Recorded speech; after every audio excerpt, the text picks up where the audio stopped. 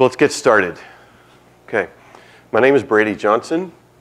I'm the project lead for the OpenDaylight SFC project, also for the OpenDaylight SFC project. This is my colleague here, Vinayak, Joshi.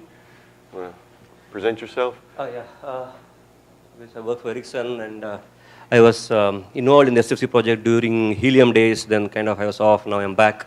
So I'm looking into service chaining aspects in Ericsson SDN service chaining solution. Vinayak is one of the original committers in SFC. He's been around since the beginning of time, so it's good to have you here. So let's see if we can get this to work here.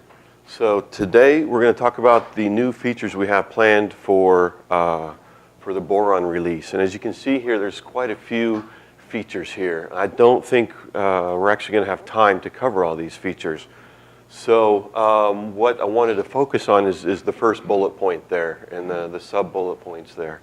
So before getting into that, I'll go briefly through some of the other things that we have planned from different folks in the project. Our colleagues from Intel are talking about doing an NSH proxy. NSH is a service chaining encapsulation, something new that's been presented or being implemented in OVS. The problem with NSH is not all service functions support it, so you'll sometimes need an NSH proxy. So they're going to implement that. There is an NSH proxy available today, but it's kind of a small Python-based thing that doesn't work very well, and I think it's they're going to do a bit more robust solution. The next thing, enhanced application coexistence. This is basically, we already have application coexistence available today, together with our colleagues Sam and Andre from Red Hat, and also Keith Burns from the GBP project. But basically what that is if you think about it in an OpenStack environment, on BRint, we need multiple applications on the same switch, on the same OVS. And we need to somehow share the tables so we don't overwrite each other's flows. So we've come up with a way to do that in Beryllium, but I'd like to enhance that in Boron. And we've already been talking with the guys from NetVert and GBP about how to do that. And as I mentioned here, actually the name has changed. It's not generic network functions anymore. There's a new project that some of our colleagues from the VPN service, they're going to take some of the VPN code out and make a new project. We're going to end up calling it, I think, the generic network services. That way, generic network services will be GNS, so we can call it Genius. So that'll be a new project that we'll talk about and how we're going to use that and integrate with SFC. Also, next point here, we would like to integrate with the ODL VPN service in this release. FIDO integration, I guess Ed is not here. I'm surprised Ed's not here. Yeah, he spoke about this the other day, but FIDO is a new type of switch that we'll integrate in this release. Statistics, traceroute, diagnostics. We need to be able to troubleshoot service chaining, where are the packets going, what's happening with the chains and all that. And as I put here, the list goes on. There's a lot of things that lots of different folks want to get into this release. So, but as I mentioned, I would like to focus on this first set here, the automating service function creation, and that is via using this Genius project, the generic network services. There's a particular part of that project we want to take advantage of called the interface manager. And using that interface manager will allow us to do service function load balancing, failover, dynamic insertion and removal of service functions, which our colleagues from Intel want to implement as well. It will also allow us to do some of this, make the service function configuration a little bit easier. So let's jump right into that. If there are any questions on the features, or interrupt me at any time if I'm going too fast. Yes? So, I was wondering to what extent we are closing the data plane and to what extent we need to do work on the control plane. To what extent are we closing the data plane? Finishing the work on the data plane. How do you see the balance between the two events Yeah. For me, it starts getting more into what is the northbound APIs, how I see this evolving, how do I define service functions, how generic that could be in the context of orchestration solutions. Yeah. Yes. I think. OpenDaylight, and I think there is value in going in that direction. Obviously, it would require coordination between different communities, but that's anyhow, when you have some time, that's what you're doing anyhow. Yeah. I think if I get into the next slide, that'll probably answer a good bit of your questions, or did you want to? Yeah, it's mostly about the northbound modeling and how you set up the forwarding, whatever we are suggesting, the independent of the data plane. I mean, we don't preclude NSH, we don't preclude no NSH forwarding. It's independent of that. Yeah, it's mostly the northbound that we are talking about. Yeah. I don't know if I missed it, but how is the service function going to be created automatically? Okay. Okay, thank you. Right. Okay. Let me get into it. Yeah, that's a bit misleading saying automatic service function creation. It actually, Vinayak will go over that in the next slide, but it's more kind of, I would say, the automatic service function forwarder creation. We're going to clean up a bit the way that works. So let me go over the way it works now, today. And keep in mind, this is, although I don't mention in the slide, this is in the context of OpenFV. All right, and that's one of my major goals in the OpenDaylight SFC project is to make OpenFV SFC work better and work well. So this is how it works today, basically, in the context of OpenFV. Here it says orchestrator, this Tacker, right? Tacker's, for those of you not familiar with what Tacker is, it's a VNF manager. It's an OpenStack project that basically manages the life cycle of the VMs for the SFC service functions. So it's an entity there that when it receives service function configuration, it spins up the VMs and manages all the VMs. That way, OpenDaylight doesn't have to, OpenDaylight shouldn't do that. So it takes care of that piece. So anyways, so as it is today, the service function is configured in the orchestrator, right? The orchestrator receives, okay, I need to create a service function. Has a bit of logic here that it knows if there's a VM that has been spun up for that yet or not. Let's take the case where it hasn't yet, so then it will spin up a VM, do its thing here, go through Neutron, get all the ports. Then the orchestrator will talk to OpenDaylight and say, here's a service function, here's the configuration for the service function. And the next step, and actually what we want to focus on in the next slide about the service function forwarder automation is this number 5 and number 6. As it is today, you need to know, okay, the service function forwarder is basically the obvious bridge. You need to know about where is that service function forwarder for that service function. You need to know that in the northbound. And you need to tell the orchestrator here, okay, first create a service function, and then here's the service function forwarder that service function goes with. Doesn't really make sense to do that at this step because the orchestrator created the VM, so he should know where the service function forwarder is, right? So these last two steps here are what we're going to address in the next slide, which, as I mentioned, step 5 is the orchestrator receives the configuration for the SFF and then effectively forwards that on to OpenDaylight here. And this here, areas that we want to improve or address is the service function forwarder details are needed northbound, which doesn't really make sense.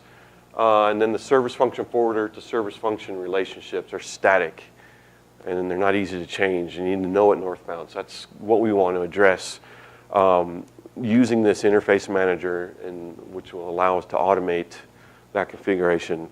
And then Vinayak will get into that. But once we do that, and once we get that automated service function forwarder configuration, then also we can take advantage of this genius project that has the interface manager and all that to get the rest of those things that we mentioned there, the load balancing, the failover, and et cetera. Okay? I don't see you too convinced, Andre. Oh, okay, all right. There's another, this is the SFC pieces of it, there's other pieces going on. Yeah, So like network, for example. Yeah. VM gets created, it sets up a net, connects the Yeah. I'm just showing here what we need to show the context of the service function forward. There are more things. You need to create the service chain. You need to do the netvert stuff, the classifier. Yeah, there are a lot more things. Do you have a question? Or okay. So what does packet communicate with the VM once it creates the? I'm sorry? You said packet communicates the configuration of the VM to the ODL. So what does it communicate? In case of OpenStack, it would be the virtual port, the neutron port. But not today, not yet.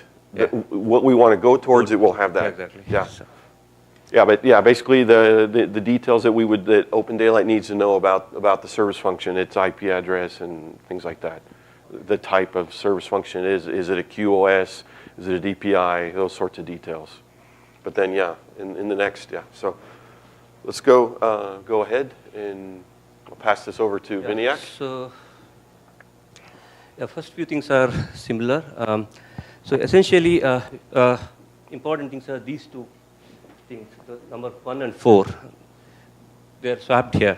What that means is, not really swapped. Essentially what it means is when you are configuring a SFP, I would say, where you have to configure the SFP hops, where you specify SF, SFF, SF, SFF, this sequence of such pairs. So you ought to know where SF belongs to, okay? So, but then in a cloud environment, you may not always know where a VM comes up. The idea is like the one who configures SFC should be able to say that, okay, I want to have these kind of services, okay, in a certain sequence, and let the controller, rather SDN controller here, figure out where those SFFs are after the cloud instantiates them, okay, and stitch the forwarding plane. So that is one of the things that we want to achieve. Maybe I'll open my slide deck later if need be, where you can get into more network details. So here it's more of a orchestration part. So a bunch of things are same. What happens is, as we discussed, neutron port UID. The pointer. Okay, I guess, yeah. The pointer, yeah. So this is what you are discussing about. So essentially the attacker or, not necessarily attacker, anything, any orchestra, OpenStack based, that's where you talk about neutron. So this neutron port UID is the one which tells me not exactly where, what is the identity of an entity that connects to such as OES switch to a virtual machine, okay? So that is what is given to the SFC, that its configuration flows down to the SDNC as SFC configuration. So all you are going to say is, okay, I am going to have perhaps some SFF and SF1, another SFF maybe and SF2. However, these SFs, they connect to the network using these neutron ports, okay? So now, later, let us say that VM comes up, the SF VM comes up. So typically, in any ODL, any open flow plus OpenStack integration, this neutron port translates into a tap port, okay?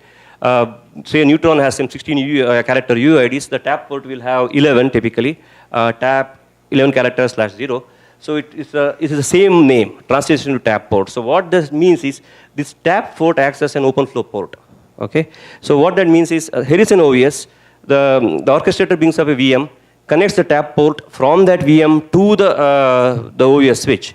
Then OES switch sends an open flow up to SDN controller, okay? Thereby informing the controller as to where the VM comes up, okay? What this means is, now the controller knows the SF's location, what switch it is connected to. This is how it can stitch the forwarding plane. It is not known beforehand. Okay, so this discovery is kind of the strong points of this proposal as to where it exists, and it can move around as well. Okay. Thanks. I'll keep it if you're going to keep going through the slides, sir. Yeah, yeah. So go back one maybe. Yeah. Oh. So this is the trick here, right? This is the new piece that we're going to use. Here I have the generic network function. It's actually generic network services, right? Yes.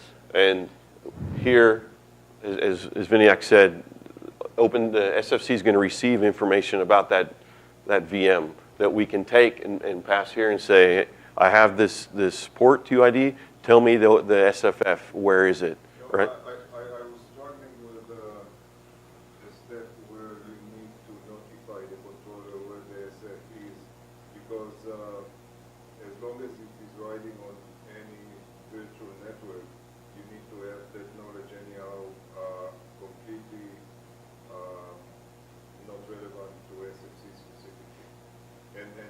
the discussion, and I wasn't there for the whole discussion yesterday about the Genius stuff, but part of it is that in the center, if I want to prune the tunnels and I don't want to have a N square, then actually I already have in the controller the knowledge of where a given VM is. I don't need to notify it again for the specific role it plays in SFC. SFC needs that, but not the network virtualization, right? Two things. So actually what you could easily do is you get an SFC request, you simply go talk to the table that you already have in the network virtualization. You don't need any activity from OPS. The network virtualization, someone has to populate that. In our case, the Genius interface manager provides that virtualization support in the sense, here is a neutron port, which is a interface, by definition, and where does that interface exist? In the sense, you want to populate this, right? Unless you get an OpenFlow event up, right? You wouldn't know where that VM is. OpenStack, Nova, and Neutron together, they won't tell you, they won't tell the controller as to where exactly they have brought up the VM. All they say is, here is a Neutron network, and there are a bunch of ports in it. Okay, and I don't think we're arguing over that. All I'm saying is that that activity of associating a VM with a physical machine is part of network virtualization. It is not part of SFC. That's right. Hence this thing. Yeah, this is where that distinction. You need it in a broader context than just SFC. That's correct. So precisely that's why it's bifurcated. If you see the SFC doesn't really keep track of where the VM is. Okay, it talks to this Genius interface manager. That is the one which is tracking where it is. And as per discussion yesterday, this doesn't feed into only SFC. It feeds into L3 VPN, L2, anything, because unless you know where the VM is, you cannot set up your OpenFlow pipeline. Yes, that's right. Yeah, it's like I said previously, the trick here is that since the orchestrator is bringing up the VM, it can give us the information we need to know about it so that we can ask where it is. That way, notice here up here that now you don't need to configure the service function forwarder in the orchestrator because we can figure it out. So all of this to me is data plane. But I have this following request. I want to have a classifier definition, service function A, service function B, etc. Mm-hmm. So how is that, or is that out of scope? We're not really, those are extra steps you need to do, but these two diagrams, this slide and the previous, I wanted to focus on the service function and service function forwarder part of it, because that's what we're addressing first. But I would think the classifier, the SFP, the SFC, all that would be the same. I don't think that's going to change, right? No, but how do you perceive is the northbound API to fit that classifier definition, and where is that classifier in this diagram? It's not. Well, I don't know. Maybe you guys can, Sam or Andre, talk about how NetVert is configured. I really don't know how that's. Never seen how it's configured, but Classifiers are, it's another REST call. They just don't have to be. Yeah. It's the same one from the orchestrator Yeah. to network.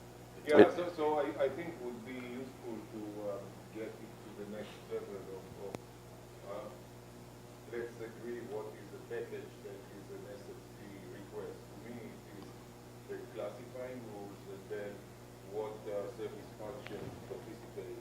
The minute we say what are the service functions, we could also, and I don't know if we could achieve it now, but next gen we could say, okay, I really have a catalog of all of those firewalls, and I'm going to pick this one based on whatever criteria. This obviously is north of OpenDaylight right now, but at the end of the day, what we need to get is whatever resulting request comes down, because a richer situation would be that is load balancing, this is a check, I have multiple firewalls, okay? So that specific request is really targeting this particular instance of it. So we could start building that kind of an infrastructure and make sure that we could support it in open data. But we have that with the selection algorithms that Danny Zhu and Yi Yang. Is that you're getting? I don't believe that the not as much as they should. There's some issues there that we need to address. It's not that Yeah. we're trying to promote that, it's actually just trying to make the whole SFC stuff, I would say, a little bit easier to consume from the node. Yeah. So, Yeah. Okay. Yeah, and to your point there, so it's, the SFC, everything from the SFF to the SFs, on that chain, whatever that SFC chain is, they handle. But the classifier sits outside of that. Network handles it, or GBP handles it today. But I agree, it's kind of, because, Network has a different way to classify. They use the same ACL that SFC defines. GBP uses a different one, it's in their policy classifier. Yeah, it's completely different, actually. Yeah. So I agree, it's kind of difficult to look into. Yeah. It's very hard for a user to say, okay, here's the exact API that I'm going to use. There's a question in the back. Trying to catch up. Line 4, SF configured in ODL. Yeah. What all is configured? Yeah, so, that's a little bit unclear in the sense, when you say SF is configured in ODL, here you can see it as SFP, service function path is configured. So that uses this thing, neutron port UUID. Okay, you need to provide a locator for the SF, right? So locator is the exactly. So yes, that's right. Yeah, but it's the same as today, right? Just adding on the port ID. Yes, there are already locators. We are adding one more entity to it. So the difference here is this neutron port UUID doesn't tell you at this point in time, need not tell you rather, that which SFF or which OVS it is connected. It is just a virtual entity, so that when really the VM comes up, right, you know that, okay, it has come up with this particular port in some OVS 10 or whatever. So that is the difference, actually. So this is virtual in that sense. I shouldn't say adding. I guess we're augmenting, right? We're Augmenting, right, that's right. That's the verb. Yeah. So what's different today, though? So today, and that's the stuff that we kind of put in the workaround that we just added recently when we used the port name. Let's put Yeah. a neutron port. Yeah. So is there something more dynamic? It seems like we're still doing the same thing. Yeah, but notice. Use this generic network. Yeah, but notice on the northbound on the orchestrator. Okay, we don't go into the rest of the configuration, but we no longer need to configure the SFF. That's the main difference. We don't need to configure the SFF on the orchestrator. We're figuring that out internally. Yeah. Yeah. Okay. Notice step 5 there. We have to configure the service function forwarder in the orchestrator. Why do I need to know that northbound? When the orchestrator brings up the VM and can give me the information that I need to know to figure out where the service function forwarder is, right? So even the code today, you can just simply ignore the fact that you're looking for the SFF.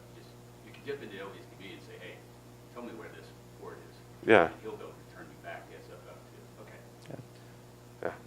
Yeah, just to add to it, even the VM mobility, right, live mobility we can bring in. It's not like that is the only thing we are targeting. But if a VM moves, right, internally, the controller can keep track of, okay, where the VM is and accordingly change the forwarding tables, as opposed to SFP again being reconfigured, if it moves. So that's it. So you're looking at the events being generated when the forwarder moves to a different VM? Yeah, when the VM moves. When a forwarder moves, no. When a function, a service function moves. Service function moves. That generates certain OpenFlow events, if you're talking about OpenFlow. And that connects to the connection is here.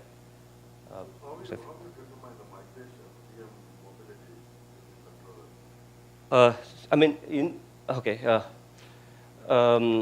Currently, if you just use OpenFlow, right, it's simply you'll get OpenFlow down and OpenFlow up in another switch. That is very generally given, right? Let's see. When you say that the port came up, like there are a lot of ports connected, somebody added a port and up it.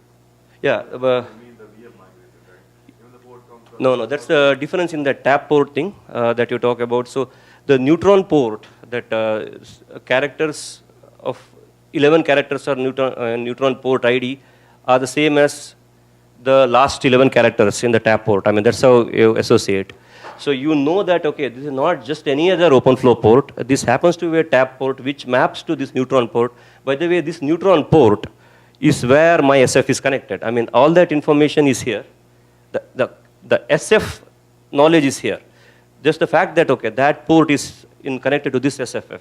So that is how the connect is made. Yeah. How is the initial, can you explain how did the initial UUID was known to ODL in the first place? Okay, that is where known to ODL in the sense when you are configuring the SFP, or let me generally call it SFC, right? When you are setting up the data plane locators of SF, right? You have to feed in from the OpenStack into that. I mean, there is. That's still manual.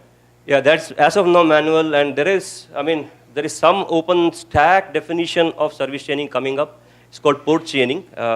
It's not really up and out there yet, so it's still coming in. So then probably that can be, you can translate that into this as well. Yeah, but So if I understand the question correctly, where do we get the information? In the step 2, is where we ask OpenStack to spin up the VM. There we can get the tap or the port and feed it into step 4. So that's how OpenDaylight gets that information. Is that what you're asking? Yeah. That's what I'm trying to understand, the difference. You could have done that. You're not changing anything in the orchestrator, are you? Or Yeah. Yeah, a little bit, yes. So previously you were actually explicitly creating an SFF? Yeah, yeah. But you didn't need to, right? How does SFC know about the SFF if we don't do that today? So you do. Just know, you're told about the service function, right? Yeah, but Just automatically created the SFF. we could, but if there's more than one compute node, we don't know where it is. We do this on port ID. Well, now we can, yeah. Well, with this change, yes, but the way it is today, no. It's Port ID? we're in a different context. I think you're talking about from this change from Tacker to, but that's for this workaround, this NSH workaround. I think you're talking about something different, right, Sam? Yeah, yeah. Essentially, as of now, you have to spell out. Okay, here is the SFF that is connected to SFF1. Yeah. SFF1 happens to be OVS1, let us say. Okay. As Tim Rose said, today you have to spoon feed SFC, to spoon feed all the configuration and give it everything just right. So we're trying to clean it up a bit. So when the VM moves, can the UUID change? It can go to a No, different port, right? no. As per OpenStack, whether it's live migration or not, the Nova is the one which is doing it. It doesn't change the UUID. If it changes, it's a totally different UUID. Then it's treated as a different service function altogether. UUID does not change when you move. So, Vinayak, you said there is a relationship between the tap and the cluster flow. So is it by convention or is it a standard? It's a standard. I mean, that's how typically, it's not built SFC as such. In general, when the OpenStack OpenFlow integration, so-called, that's how the ports are created. There are 16 characters there in UUID. OpenFlow port name is again 16 characters. But you cannot just copy all 16 because Linux expects some decent names. So tap, turn port, whatever. So tap is what gets created. So you pick up 11 characters. Okay. Hope that they being random, they are random enough. And 11 and 11, there is no coincidence where first 11 characters match with some other port, etc. So that's how typically OpenStack OpenFlow integration is done. Right. Lots of questions. But Yeah. there is a room for a little bit of error like this, right? Possible, yeah. Yeah, that's correct. 5 characters, so 11 characters being the same UUID, so probabilities. It is possible, it really depends on the random number. That's right. But yeah, that's how most of the L2s and L3s are currently working. If you go to regular OpenStack L2 networks, OpenStack Neutron defines a network, but then on the forwarding pin it has to be an L2 entity, L2 forwarding entity distributed switch. So this is how you derive. So why don't you use the obvious DB southbound plugin to do that? Because that anyway will give you the UUID of the port also, right? Okay, So so wondering whether you are using OpenFlow plugin to kind of up and down port. that's right. Same thing you can get with obvious DB also. I guess, yeah. Maybe that's a second, yeah. Maybe, yeah, that's a good That idea. You can use with the UUID itself, you can figure out whether the port is there, because that UUID, whenever Nova create, I think that dumps that UUID into the extra configure, external IDs, right? They put in some there in other config, from where you can get that port UUID and say, okay, this is the port. Yeah. So this project, the Genius project, is a new project. So I mean that's the idea we had today. But I mean, if you have a better idea, please come and let us know. One of the advantages of port up, port downs is it's kind of seamless even for say mobility or regular port up down. Everything will be handled same. But as you said, when the port up event comes, then maybe you can talk to OSDB. Okay, is it really the UID I'm looking for? I mean, is there due to coincidence there is a match to serve that? Okay. Okay. It's very proactive. Right. Updating operational script, it goes. Right. I mean, you can monitor the DB. Yes. I mean, OpenFlow is one example that you am talking about. Yeah, it's not tied to. This thing is not really tied to OpenFlow alone as such. Yeah, there is scope for improvement. You can use OSDB. Instead, it's much clearer. Uri's been trying, and then Jeff is next.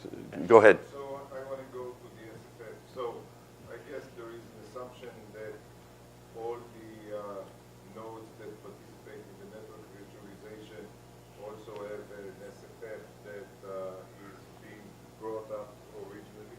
And then when we get a specific request, the configuration of the SFF really means that we're giving a unique spy and that we initialize the different SFF to know where they sit on the service index. All of this is included. Yes. Yes. Yeah. And that goes across multiple machines, right? Yes. That's correct. Yes. Yeah. Well, that's, I'm not sure terminology-wise, maybe. The SFF doesn't necessarily have to be there. The VM is just connected to a VRN, an No, OBS it switch. has to be there because it has work to do on the other side. Yeah, but it doesn't, I mean, it doesn't have to be there initially. It's just that when that port happens to show up on an OBS switch that is a port for a service function, and they know, oh, I need to go down and program my tables. Well, I think it's just the mechanics of how OBS is constructed. I thought that actually when everything is up and running, you should already have an OBS image over there that has the SFF enabled, and you don't have. Well, they don't need to program any flows on that switch until they know that there's a. But if I didn't have the SFF entity running as part of the OBS, how would I fire it up now that you're asking for the service? So I thought it actually is already up there. How much time do we have? You need to populate the tables that say for this flow, you are sitting on by such and such, and your service index such and such. We have 15 more minutes, right? I agree. You're right. SFF functionality has to be there. For example, NSH forwarding capabilities, no doubt. But from the north, as you said, you need not say that this is an SFF. I mean, you can discover later as well. There are a couple of things probably you can take up later, after this thing as well. How to model it. The thing is, the problem is the northbound, you have to provide one SFF, though technically you may not need because the RFC itself demands it, and even the IETF draft, which defines the YANG, demands that you have a pair of SFF. Now you can have a kind of a virtual SFF or a physical SFF. I mean, those kind of things where we can enhance this so that we discover later. Okay. So would you get to create the tables, right? Do you have to do anything to the switch before that?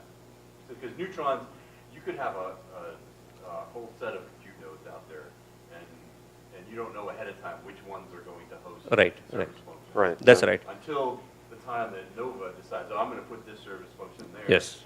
And then it tells you, and at that point in time, you need to go and set Yes. up the service function forwarder. That's When the correct. first one- When the first one shows up on that compute node, you go and create, initialize your tables and That's correct. such. That's what I was. That's precisely that's right. It didn't have to be there ahead of time. Right. Is what I was. Yeah. But My question. Right. that's correct. That's precisely what it is. That entity has to have, say NSH forwarding capability, for example, if it is NSH. I mean, you cannot just bring up a VM anywhere and then expect it to do NSH forwarding. And if that OS doesn't know how to do that, yes, Well, it's there's a trouble. other stuff that goes into the Nova scheduling the service functions, like is it DPDK enabled, or Yes. is there some hardware acceleration or something that's needed by the service function, right? But that's kind of outside the scope of this. That's outside, and you actually like enhance the platform awareness is functionality that's already integrated into Nova. So that supposedly is the way that the placement is being selected. That is orthogonal to anything we're doing on SFC. Jeff, go ahead. So I'm trying to figure out that for when you see VM movement event, so you see same name popping up somewhere else. So you are going to resolve over interface name the obvious ideas, and you will also change SFP. Yes. It could be Yeah, somewhere else. yeah. So That's you're right. doing backwards resolution going back. Yes, yes. The controller will have to do that. So there are certain restrictions to it. When we were having some discussions earlier, sometimes, okay, Nova might move independent of knowledge of SFC. It will just move things. So it may so happen that you may not want automation, because when it moves there, okay, I want to change my SFC configuration because probably it has moved to some node which is pretty busy or whatnot, right? So you should be able to change also if you want. But if you don't want to, you can model your service SFC configuration such that, okay, if a VM moves from, say, one switch to another switch, this switch I'll put them together kind of in an abstract way. If they move, VM moves around across these switches, you reprogram the forwarding plane yourself. I am not going to change the northbound configuration of the service chains. So that is where what you talked about comes into picture. Who is in charge of doing that? To understand the backward relationship between Yeah, SFF to SFP. Yeah, that would be the enhancements that we need to do in the SFC. Future work. Yeah, that's the thing we are proposing, in fact. Yeah. I can guys talk about load balancing. Yeah, yeah, Go to the next. yeah.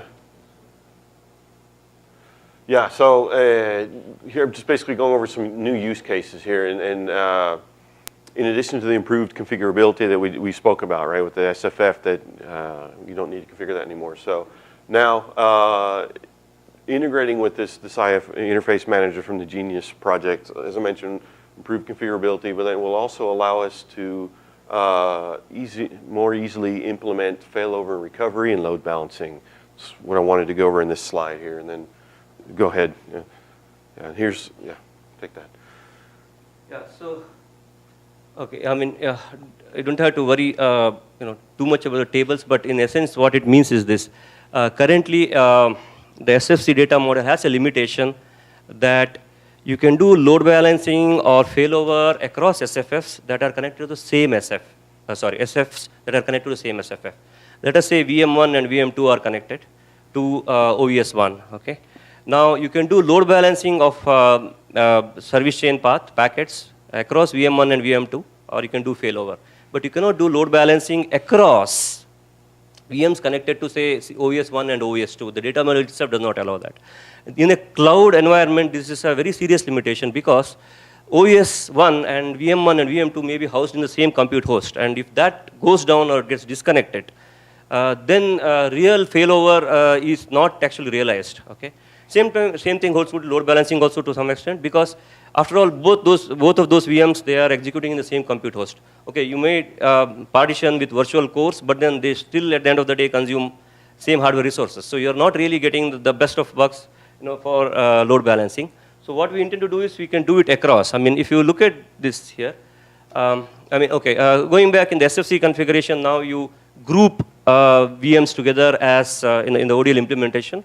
Group VMs together, that is not VMs really, service functions together, call it a like load balancing group or a fast failover group, attach it to certain SFF. What we are proposing is instead you can have these SFs, these two red SFs here, across the two SFFs or the two switches. I shouldn't call it two SFFs, it's a modeling, you can however you want to model. So the packet comes in here. So what you can do is you can, let's not worry about table zeros and this thing. So essentially what we are planning to do here is the packet can be load balanced across the two SFs here. We can group them together, okay? So load balancing naturally acts as kind of failover as well. Let us say this VM dies, or this SF dies, and all the traffic shifts here. So that is what we are trying to do here. The weight here is 50% each, okay? So there are two ways to do that. Is that going to be on the same SPI or on a different SPI? Which really means do you do the decision locally or do you do the decision globally? The decision would be here in the previous hop of SFP. Would you also do that across classifiers. Visual classifier, Mm, you'll be able to select among load balancing. yes. That's how it would look like. I mean, let me talk about. You can do it at any point in the Yes. path. Yes. You have to use different spies, right? Because otherwise you would have two Yeah, I think so. SFFs that are programmed the same way, and if the packet for some reason gets to the other one, so you really need to have this as two distinct spies, I believe. The thing is at this point, say this table with SFC logic, say it is forwarding based on service path ID and SPI, okay? Service path ID. So out here, that instead of directly pointing to a particular SF, it will point to a group instead, okay? And that group splits the traffic across these two SFs. But each group entry Mhm. would have a different service path. No, that's what we want to avoid. I mean, let us say that like it can lead Service to. path ID. You don't think it would be you think it would be the same service path ID? Yes. But a different Uh, service function forwarder? Yes, that's correct. So we want to use the same service path ID, okay? That's how they would be programmed. I mean, in here, so you do the group logic here, and over an encapsulation, say VXLAN, you send it here, okay? Here we would have programmed, okay, don't try to do any more load balancing, just send it across. Why would, so you might even want to go load balance to say, if you use different service path Mhm. indices, Yes. you could, it seems that it's more flexible, because you could even go to the same service function forwarder, but to do different service functions, or to do different service Yes. function forwarders, two different service functions. And you don't Yeah. have to really worry about the, He- like simplify It does. We don't preclude that, but we are adding it on the top of it. The advantage here is this. I mean, let us say instead of 1, there are 10 here, right? So all of them, then, the way, if you want to do load balancing across them, one way is like, okay, define a separate path, okay, SFP, and do load balancing across them, start right from the classifier, let us say, okay? The second one is, I don't want to configure so many service paths, okay? To me, all these are firewall entities. I want to group them together, just have one path, okay? And just spraying should be done. How do you debug this? You wouldn't even know where which path was taken, because if you have a path defined, then you can say this packet took this path. In this case, if you have 10, you have no idea what happened. Yeah, that is dependent on the hash here, the open flow forwarding, the hash here. But even if you have two separate paths, at the classifier, again, we'll have to do some kind of hashing to send it on path 1 or path 2. But Right? still we know what the path is. You cannot report the path in this case. Is going to be very difficult if you are doing it at a very. Yeah, I mean, Once it started traveling, do it at the start, you know exactly what the path. yeah, so then the thing is, if you want to do it across paths and if you want to have control, disadvantage there is you have to manually, let us say that, okay, here is a classifier, not GBPs for simplification, ACL. Then you will have to say that if it matches this ACL, like there are say a million ACLs, this ACL has to take path 1, this ACL has to take path 2. You have to manually divide it across paths if you want to. Not really. Now, there is another problem with this approach. One, I fully agree with the feasibility, debugability, but there is another issue. Somebody is going to go and assign the different weights, and the question is, who's collecting the information that tells you what is the current load? And that is, so if you imagine that somebody is collecting information from the whole infrastructure and is trying to balance the whole situation, I don't know if putting that at this level inside an SFC project is the right solution. It would be easier to do it right now because it's short term and we could show that we have load balancing, but the reality is going to be that I want to take a look at my infrastructure and based on whatever flows, whatever load of my platforms, I may want to allocate this. So putting something static here at this level without closing the loop where you collect the... Yeah. You're assuming this is going to be dynamic load balancing, and I'm not thinking that's the case. How do you keep count of the load?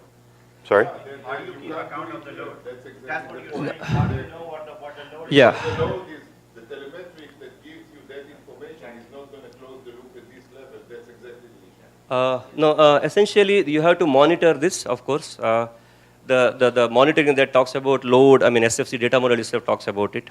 So, I mean, that monitoring is independent, but to close in the loop, yes, I mean, it has to configure and come back, and this is the group, right, has the split here. This has to be changed. Okay, then again, it's again in here is it's a hash ECMP based load balancing. So, yeah, so that's why, I mean, you assume that, yeah, I mean, if you say it is 0.7 and 0.3, A right? different way to ask the same question is to say, okay, so we started with 2. At some point, we may go to 3. Yes. Or to 5 or whatever. So you have to assume that somebody is collecting that, and I don't think it's at this level. And whoever collects that is at the orchestration because they need to instantiate another VM when I want to go from 2 to 3 that are being load balanced. So I am going to have that mechanism at that level anyhow. And this is why I'm saying, if short term we simply want to show the capability, fine, but I don't believe that that is the final home for that kind of capability.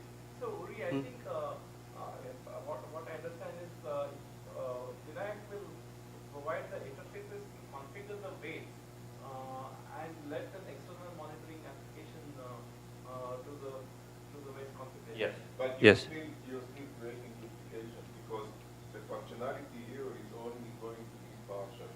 So you need something at the orchestration level Yes. to collect the load, to decide I want to spin another one, no, I want to kill one because I don't need it anymore.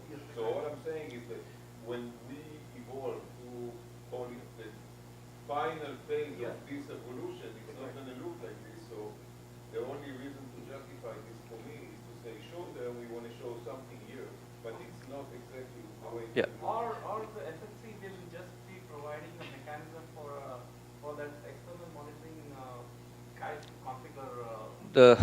That's what it is. In fact, this doesn't really talk about the orchestrator closing in the loop. Yeah.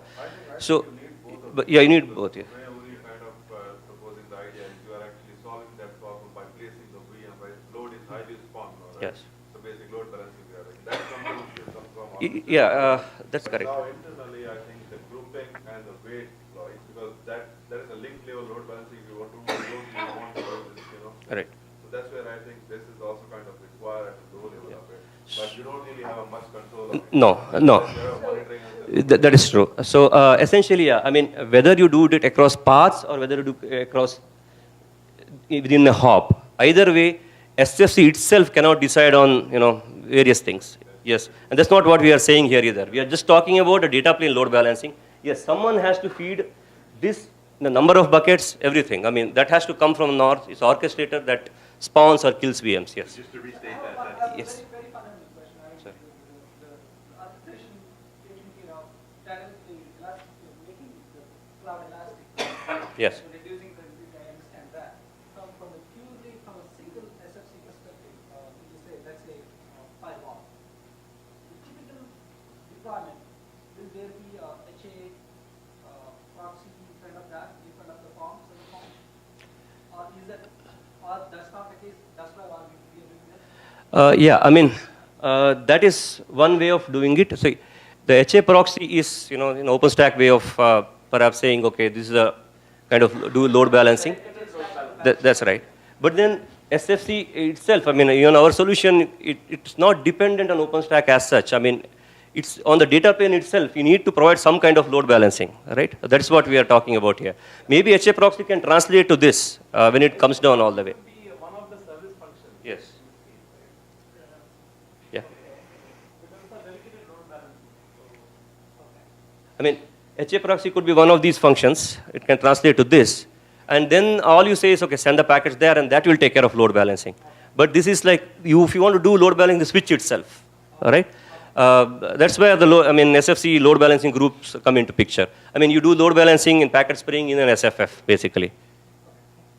So it seems that you're mainly, just to restate what we were talking about earlier, mainly providing the mechanisms Yes. Yes. for doing load balancing, and something's got to configure it. Yes. Probably to start, you'll just have a way to do it statically. Yes. You could add more Yeah. intelligence later. I do think that you should, it should have the ability to do load balancing at every point in that service path, from the ingress classifier, to each Right. service function. And you might want to split traffic. Maybe there's a service function that requires a lot of cycles, so you want to split it, but then you might want to bring it back. Yes. That's right. I mean, it has to be all along the service plane. Yes. But in this environment, right, where the OBSs are running kind of on a host system, right? If you look at the topologies, because although we are looking at this topology in that way, but it's going to be very linear topology, that you have a tap port that is connected to the compute host, right? So there is no intermediary node as such. The intermediary node itself is kind of a host, right? So the rest of the switches don't come into picture. So it's always going to be on a host, and host, where you put all those rules, right? And then decide which port to go, right? This is one-to-one kind of, mapping here. Connection is between two hosts, direct hosts. Intermediate switches or the network part is that never comes to a part when the solution is kind of host-based thing. I'm not sure I follow. Yeah. So all these flows, right, that need to be at the host level, right? So you kind of that where your destination, SF is, right? Take a picture of everybody. All these things are installed at a host I think we're done. level. It's a direct one-to-one link. They're installed at the initial classifier, and also in each service function forward. Right, which could be on different, they could be on the same host, they could be on different ones. As long as you have a direct connection between the SSF and the service. Right. I mean, Yeah. What is that necessary? Could be on the same host, but it could be because it's a VPN between a physical switch, or it's a cable between the SF and the one and the SSF and another one. right. I mean, It's a direct connection. that's right. I mean, okay, all we are saying here is earlier you could do this ECMP based one within the VMs that are connected to the SFs connected to the same switch. Now we can do it in across. That's all. I mean, we are not introducing that kind of non-determinism because of ECMP. It already exists in SFC. It's doing the hash between SFs connected to the same SFF actually. It's there already implemented. We are just spreading it across SFFs. Yeah. So if you're doing the hash and there are two nodes which are very active, so all the nodes will go into the same hash. And if you split it, how do you make sure that the services which need state go to the same? Thing is, if you do ECMP, the 5-tuple hashing, all right, same flow will end up in the same. You know what? ECMP Is it- has is issues. it- We already know. There are a lot of papers published which says ECMP Right. has issues. So Agreed. I mean, the thing is this. I mean, if ECMP applies to you, I mean, is useful, such a solution where in its typical open flow load balancing, this one, the groups, we are not doing anything new. So what it means is this thing. I mean, there are solutions where ECMP suffices, but the handicap we had was only within the same vSwitch you could do. We are extending it. This one. So ECMP itself is a problem or not? Yes, that's a topic, separate I was topic. wondering if you go between these switches, what if a service needs a state and the state was on one of the VMs, and then is it possible, or you will avoid it somehow that it does not go to the other VM? Yeah. This is about general load balancing. So let us say that here is, see, the state got built. Okay, we kept moving certain packets because of 5-tuple hash. Assume the same flow. It always ends up here. Okay. Now let us say this dies. Okay. Then all the packets will start moving here. I'm saying not died, it's overloaded. For example, whatever. Yeah. That's right. So you change the load, and then let us say that this changes, this distribution. Then some flows must start going here. So in general, in such load balancing, it is they have to sync the states across. So that's the general limitation of any of this hash-based load balancing. So that's not what we are trying to solve here. We just So maybe you may want to keep it sticky, that if the flow is already going to one of the VMs, you just keep it there. Yeah. And if only for There that is flow you- fundamentally, there are many research papers about this. So maybe I won't immediately move the flows here. Some of them we can keep them here, okay? Then, only new flows are moved here, yes. But however, the problem is this. It is not under the control of SFC because the open flow load balancing doesn't allow you to do all these things. The standard open flow, all it lets you do is, okay, here is the n number of buckets, what is the weights? And now you do the splitting. If, okay? Open flow is not. So that is a standard open flow way. I mean, if you can do something smarter using some other southbound, fine. Okay. That actually creates a problem, the use case itself. Right? If you overflow actually, I'm not sure how it will allow the stickiness, but the point is that any of this as will require a state exchange or state Yes. syncing, then if you do the load balancing at that level, you are basically putting the assets and whole chain in kind of a state where you can't recover. So it needs to be optional to the user whether they really want to do the load balancing or not, because the kind of load balancing you are doing that actually will put assets in a different states. Yes. They don't really want it until unless you provide the stickiness. That stickiness is there, we are fine. Right? That's right. So see, that's the thing. I mean, that's a problem in general with these kind of open flow load balancing. I mean, we are not trying to solve that here. What we are trying to solve here is, okay, in some cases, where there is stateless. The handicap, again, I'm going back, they were in the same V switch. And if this compute host which dies with the switch and both the service functions, okay, that is what we are trying to this thing. We're gonna get kicked out. We're about out of time. So, basically. what I mean is this open flow based load balancing already exists in SFC. That happens between the VM here, VM, one more VM here. So we are trying to spread. I mean, that solution we can't solve it. Yeah. I understand, right? Yeah. But the point is you switch it over, but if switching is of no use because the state is not in a sync and it's not going to be used. No, but it is our terminal program. Yes. There is an implicit assumption here. All of those service functions that you're load balancing across are potentially from the same vendor. They are homogeneous and they come with their own way of syncing states. Otherwise, this is not working. That is completely orthogonal to that product. Yes. That's the point. That's right. That's what I'm trying to say. I mean, that problem, that state stickiness, we can't solve. Yes, as you said, in that case, you don't want to do ECMP. You have the option to, exactly send it to the different part. Oh, what happened? That assumption, it makes sense. Yes, I mean, that assumption already exists in SFC. But they happen to be, again, I come back in the same computers, we are trying to spread it. That's all. I mean, that problem we are not trying to address it here. As I said, it's orthogonal. Write a knob which says I want to allow stickiness or not allow stickiness. Okay. If you use this method, at least standard open flow doesn't let you say that, okay, sticky or not. Then you go back to the old method where you define different SPIs, different service paths, and map the way you want. So then it will stay sticky. I mean, we are not precluding that. This is like in between, in a hop, I just want to spray, all right? So I don't want to spray, like if there are hundreds of them, I don't want to specify 100 paths. If I want to do it that way, I can use this method. They should be available on the website, but I can send these slides to the SFC dev list. Is that, yeah? All right. We are out of time, guys. Already, This yeah. was a lot of fun. Lots of good comments and questions. Thank you, everybody. Yeah, I guess if you want, we can carry on later, but yeah, thanks. Yeah, you'll be around. So let's get started. Okay. My name is Brady Johnson. I'm the project lead for the OpenDaylight SFC project. Also for the OpenV SFC project. This is my colleague here, Vinayak, Joshi. Want to present yourself? Oh, yeah. I work for Ericsson, and I was involved in the SFC project during helium days. Then kind of I was off. Now I'm back. So I'm looking into service chaining aspects in Ericsson SDN service chaining solution. Vinayak is one of the original committers in SFC. He's been around since the beginning of time, so it's good to have you here. So let's see if we can get this to work here. So today we're going to talk about the new features we have planned for the boron release. And as you can see here, there's quite a few features here. I don't think we're actually going to have time to cover all these features.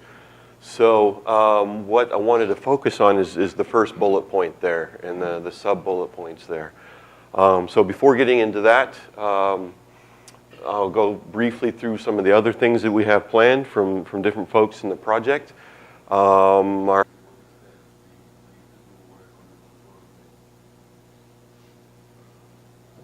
what extent are we closing the data plane? Finishing the work on the day-to-day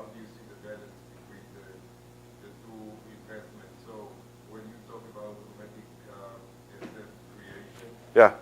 For me, start getting more into what is the northbound APIs, how I see this evolving, how do I define service functions, how generic that would be in the context of orchestration solutions. Yeah.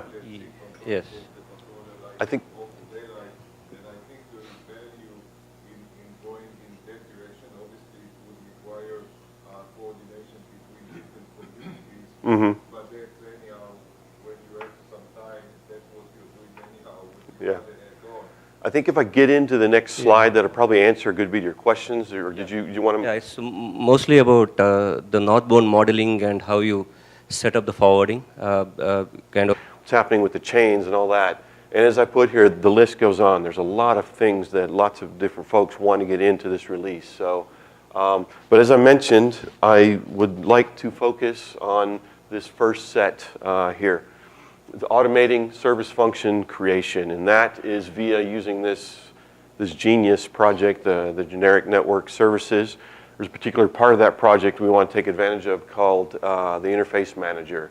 And using that interface manager will allow us to do service function load balancing, failover, dynamic insertion and removal of service functions, which our colleagues from Intel want to implement as well. It will also allow us to do some of this, make the service function configuration a little bit easier. So let's jump right into that. If there are any questions on the features, or interrupt me at any time if I'm going too fast. Yes? So, was wondering to what extent we are closing the data chain. Our colleagues from Intel are talking about doing an NSH proxy. NSH is a service chain encapsulation, something new that's been presented or being implemented in OVS. The problem with NSH is not all service functions support it, so you'll sometimes need an NSH proxy. So they're going to implement that. There is an NSH proxy available today, but it's kind of a small Python-based thing that doesn't work very well, and I think it's they're going to do a bit more robust solution. The next thing, enhanced application coexistence. This is basically, we already have application coexistence available today, together with our colleagues Sam and Andre from Red Hat, and also Keith Burns from the GBP project. But basically what that is if you think about it in an OpenStack environment, on BRint, we need multiple applications on the same switch, on the same OVS. And we need to somehow share the tables so we don't overwrite each other's flows. So we've come up with a way to do that in Beryllium, but I'd like to enhance that in Boron. And we've already been talking with the guys from NetVert and GBP about how to do that. And as I mentioned here, actually the name has changed. It's not generic network functions anymore. There's a new project that some of our colleagues from the VPN service, they're going to take some of the VPN code out and make a new project. We're going to end up calling it, I think, the generic network services. That way, generic network services will be GNS, so we can call it Genius. So that'll be a new project that we'll talk about and how we're going to use that and integrate with SFC. Also, next point here, we would like to integrate with the ODL VPN service in this release. FIDO integration, I guess Ed is not here. I'm surprised Ed's not here. Yeah, he spoke about this the other day, but FIDO is a new type of switch that will integrate in this release. Statistics, traceroute, diagnostics, we need to be able to troubleshoot service chaining, where are the packets going.